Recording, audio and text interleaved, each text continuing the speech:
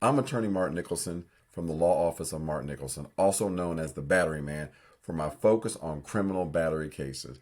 And I'm here today in this brief report about the 3 questions the jurors asked.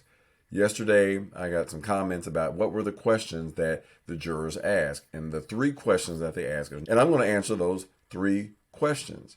And that brings us to the reason why I'm wearing this shirt today. The Riddler. Riddle me this, is what the Riddler says. And that is what I'm going to try to do. These questions.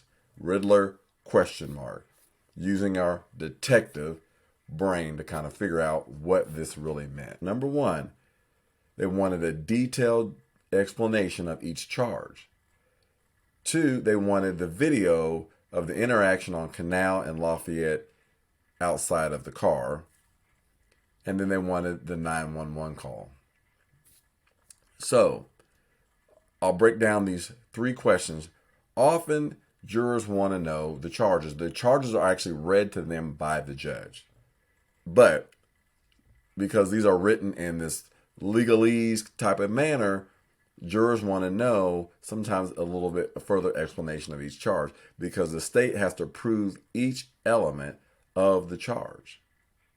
Questions about the charges mean they need to understand the elements, that they are taking this very serious.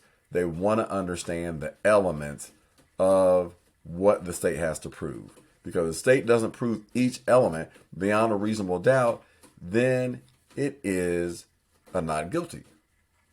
2, the video of this interaction outside the car, basically, I believe it was exhibit number 5 that they were talking about, is the interaction between him, Jonathan Majors, and Grace Jabari. Did he throw her in the car like a football? Was it a push, a shove, or whatever? Was he justified in pushing her inside the car? That could technically be maybe a battery if this was an unlawful touching, him pushing her inside the car. Maybe they want to get in there and say that was a battery. Or it could be self-defense because she grabbed his hand. That's a little tricky, but it does mean that they're taking this very serious. And also the 911 call, because remember, he's the one that called 911. So they want to hear maybe what he was saying, how he sounded on this 911 call. Usually when I have trials, they want to hear these 911 calls. I remember one case I did, and they wanted to listen to the 911 call. And when they played the 911 call, they were all the jurors leaned forward.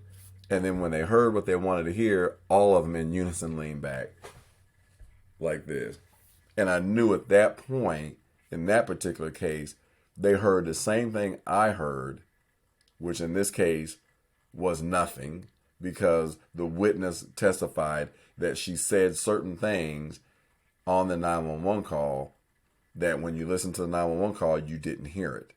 And the witness said, you can hear it right there. So we played it back, and all the jurors wanted to strain to listen to see if they heard the thing that she said was on the 911 call, but you didn't hear it. And when they didn't hear it and they all leaned back, I knew that was going to be a not guilty.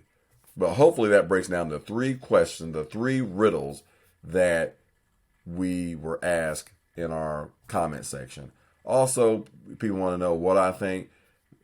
I've been very clear in the last few days that I think this should be a not guilty. No guarantee, but I do think it should be a not guilty if they follow the law, if they follow the evidence and what we've seen.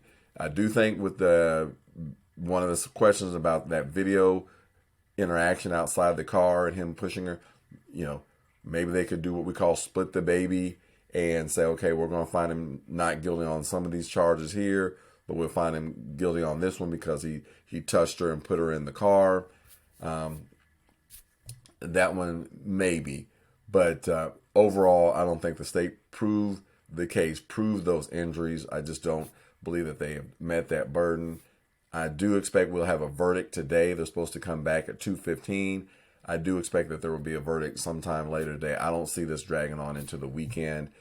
Definitely not into next week. It could, but I think the likelihood of that will be pretty remote.